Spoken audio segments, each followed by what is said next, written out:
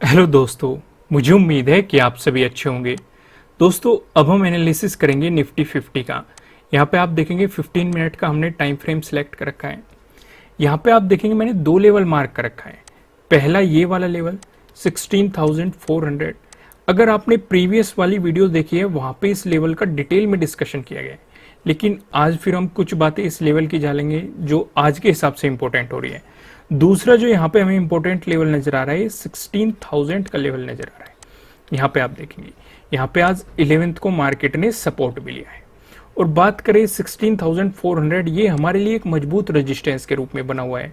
9th को देखेंगे आप और 10th को देखेंगे, हमें यहाँ पे मजबूत रेजिस्टेंस देखने को मिले। इवन 6th को भी आपको यहाँ पे मजबूत रेजिस्टेंस और सपोर्ट और साइडवेज मोमेंटम भी आपको यहाँ पे देखने को मिला। काफी ज्यादातर साइडवेज मोमेंटम रहा था। तो अब यहाँ पे बात करें, काफी लोग मुझे ये भी कमेंट करते हैं कि सर किस तरीके से बाइंग करनी है, सेलिंग करनी है, वो भी मैं आपको यहाँ पे थोड़ा सा आइडिया देता हूँ। आप 11th को देखेंगे, यहाँ पे 11th का आपको डे लो दिखाई दे रहा है, यानी कि डे लो का अगर ब्रेकडाउन मिला है, साथ के साथ ये एक इंपॉर्टेंट सपोर्ट लेवल भी है, इसका भी अगर ब्रेकडाउन मिला है, वॉल्यूम अच्छा खासा है सेलर्स का, तो आप यहाँ पे पी बाई करके चल सकते हो। आपको यहाँ पे सेलिंग अपॉर्चुनिटी मार्केट में देखने को मिलेगी। समझ गए आप अच्छे तरीके से। दूसरा, अगर आप यहाँ पे देखेंगे, अगर यहाँ पे आपको बायर्स का वॉल्यूम ज्यादा नहीं दिखाई दे रहा तो ये एक धोखा भी हो सकता है मार्केट का, क्योंकि कई बार सिचुएशन पे क्या होता है, बायर्स का वॉल्यूम ज्यादा नहीं दिखाई देता और मार्केट ब्रेकडाउन दे देता है, तो आप समझेंगे कि यहाँ पे सेलिंग पोजीशन बना लो। लेकिन अचानक से यहाँ पे सेलर्स का वॉल्यूम आपको ज्यादा नहीं दिखाई देता, अचानक से यहाँ पे बायर्स का वॉल्यूम हावी हो जाता है जो मार्केट को लेके ऊपर चला जाता है। मैं फिर से रिपीट करता हूं इसे। मान लो ये कोई लेवल है, मार्केट ने इसका ब्रेकडाउन दे दिया, लेकिन सेलर्स का वॉल्यूम इतना ज्यादा नहीं है, तो आपको कंफर्मेशन करना है कि प्राइस सस्टेन हो रहा है कि नहीं। क्योंकि ऐसे सिचुएशन पे मार्केट धोखा देने की कोशिश करता है, ये दिखाता है कि ब्रेकडाउन हो चुका, तो लोग यहाँ पे सेलिंग पोजीशन बना के बैठ जाते हैं और अचानक से बायर्स का वॉल्यूम आता है और मार्केट को ऊपर लेके चला जाता है, तो इनके लॉसेस हो जाते हैं। तो उस वजह से एक तो आपको वॉल्यूम पे ज्यादा ध्यान होना चाहिए, दूसरा आपको ध्यान कहां पे होना चाहिए, आपको ये भी लगना है कि स्टॉप लॉस प्रॉपर लगाना है। विदाउट स्टॉप लॉस काम नहीं करना है। फिलहाल मैंने आपको समझा दिया, अगर 16,000 का आपको ब्रेकडाउन मिलता है, मार्केट इससे अगर नीचे जाता है, तो डेफिनेटली आपको एक सेलिंग अपॉर्चुनिटी देखने को मिलेगी। बात करें बाई की, बाई का रिकमेंडेशन मैं आपको तब तक नहीं देता जब तक कि आपको 16,400 का ब्रेकआउट ना मिल जाए और प्राइस ऊपर सस्टेन न कर जाए। क्योंकि जैसे कि मैंने आपको बताया, 9th को और 10th को हमें यहाँ पे क्या देखने को मिला है, एक मजबूत रेजिस्टेंस देखने को मिला है, और प्रोबेबिलिटी ये है कि मार्केट फिर से यहाँ पे रेजिस्टेंस की तरह एक्ट करे और 16,000 पे मार्केट यहाँ पे सपोर्ट की तरह एक्ट करे। कल को एक्सपायरी भी है, तो डेफिनेटली कोशिश ये करना कि आप ज्यादा पैसे से ट्रेडिंग ना करें, क्योंकि अगर मार्केट साइडवेज होता हुआ आपको दिखाई दिया, उस सिचुएशन पे आपको लॉसेस उठाने पड़ सकते हैं। क्योंकि 16,400 एक मजबूत रेजिस्टेंस दिखाई दे रहा है और 16,000 एक मजबूत सपोर्ट दिखाई दे रहा है।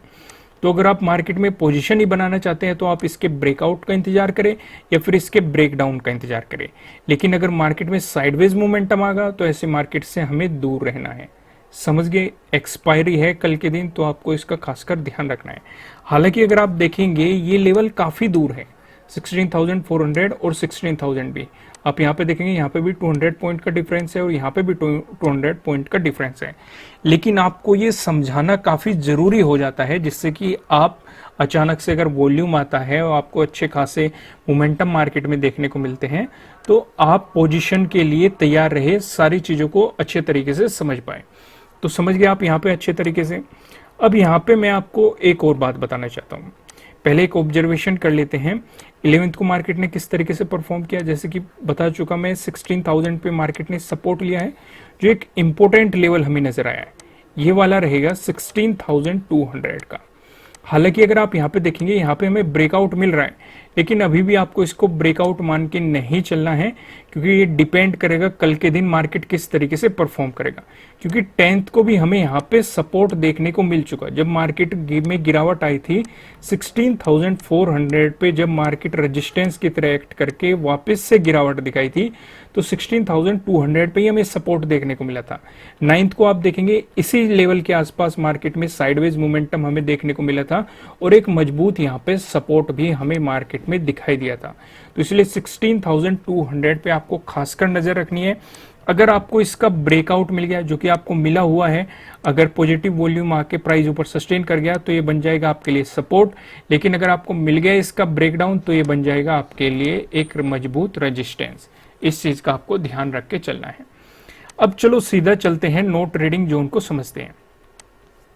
यहां पे अगर नो ट्रेडिंग जोन की बात करें तो आपको इंतजार करना चाहिए, जो ये हाई है 11th का जो हाई है, इसके ब्रेकआउट का इंतजार करना चाहिए।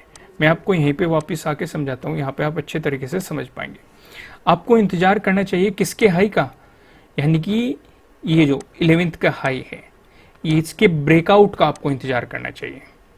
दूसरा, अगर नीचे बात करें तो नीचे 16,000 जो ये 100 का लेवल है, इसके ब्रेकडाउन का आपको इंतजार करना चाहिए। और इसके बीच आपका रहेगा नो ट्रेडिंग जोन। मार्केट में आपको कोई भी पोजीशन नहीं बनानी चाहिए अगर आपको ये सिचुएशन मार्केट में दिखाई देती है। चलो फिलहाल हम प्राइस एक्शन की मदद से सपोर्ट और रेजिस्टेंस पे एक नजर डाल लेते हैं। पहला डिस्कशन करेंगे, अगर आपको गैप अप ओपनिंग देखने को मिल गई या फिर फ्लैट ओपनिंग देके मार्केट ने आपको पॉजिटिव मोमेंटम दिखाया, इन दोनों ही सिचुएशन पे जो हमें रेजिस्टेंस नजर आ रहा है, ये 16,300 पे हमें यहाँ पे रेजिस्टेंस देखने को मिल रहा है। अगर आप आज देखेंगे 11th को भी मार्केट ने इसी जोन में एक मजबूत रेजिस्टेंस दिखाया और यहीं से मार्केट ने गिरावट दिखाई। 10th को देखेंगे, 10th को एक मजबूत सपोर्ट भी आपको यहाँ पे दिखाई देगा। 9th को देखो, 9th को पहले मार्केट ने रेजिस्टेंस दिखाया, ब्रेकआउट देने के बाद सपोर्ट दिखाया, ब्रेकडाउन देने के बाद फिर से आपको यहाँ पे रेजिस्टेंस मार्केट में देखने को मिला है। तो 16,300 एक मजबूत रेजिस्टेंस के रूप में आपको दिखाई देगा। अगर आपको इसका ब्रेकआउट मिलता है तो 16,400 हमारे लिए एक बहुत ही ज्यादा मजबूत रेजिस्टेंस है, क्योंकि इसका डिस्कशन हम वीडियो के शुरुआत में ही कर चुके हैं। 9th और 10th में अगर आप देखेंगे एक मजबूत रेजिस्टेंस, और 6th को यहाँ पे साइडवेज मोमेंटम भी हमें देखने को मिला और सपोर्ट रेजिस्टेंस भी काफी देखने को मिली।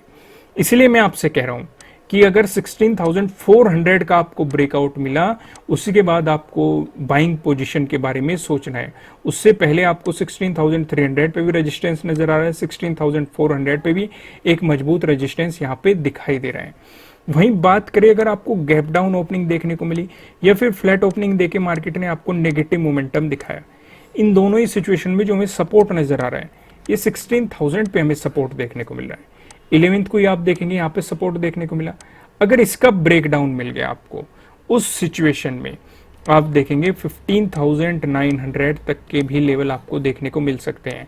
अगला जो सपोर्ट बनेगा वो इसी जोन में बनेगा 15,900 पे, बशर्ते 16,000 का आपको ब्रेकडाउन मिलना चाहिए, नहीं तो एक मजबूत सपोर्ट के रूप में आपको यहाँ पे काम करता हुआ दिखाई देगा। अब एक नजर हम पिवट पॉइंट पे भी डाल लेते हैं।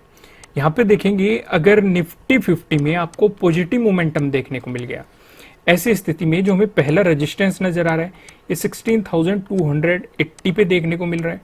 अगर मार्केट ने इसका ब्रेकआउट दे दिया, उसके बाद जो हमें दूसरा रेजिस्टेंस नजर आ रहा है ये 16,359 पे आपको देखने को मिल रहा है।